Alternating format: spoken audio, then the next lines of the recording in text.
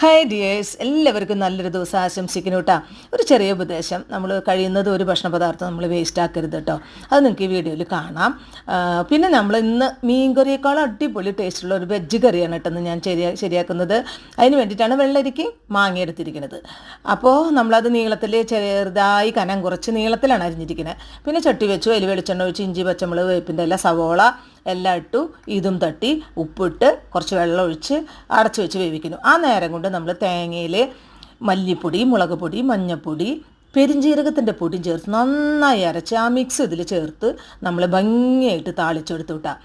പിന്നെ നമ്മൾ എന്താണെന്ന് വെച്ചാൽ രാവിലത്തെ ബ്രേക്ക്ഫാസ്റ്റിന് 3 ഉഴുന്നോടെ തലേന്നത്തെ ബാക്കിയുണ്ടായിരുന്നു. സാധാരണ കളയാണ് പതിവ്, പക്ഷേ എനിക്ക് തോന്നി ഇങ്ങനെ കളയുന്നത് ശരിയല്ലല്ലോ എന്ന് തോന്നി. അപ്പോൾ എന്തിനാ മമ്മി ഇതെടുത്ത് വെച്ചിരിക്കുന്നത്, കളയായിരുന്നില്ലേന്ന് ചോദിച്ചു മോള്. അപ്പോൾ ഞാൻ പറഞ്ഞു അല്ല, നമുക്ക് ഇതുകൊണ്ടൊരു പരിപാടി ചെയ്യാം. അങ്ങനെ നമ്മൾ അത് വെച്ചിട്ട് കുറച്ച് റവിയും കൂടി ചേർത്ത് ഉണ്ടാക്കി ഉപ്പുമാവാണ്. അടിപൊളി ടേസ്റ്റാണ് കേട്ടോ. ഓക്കെ.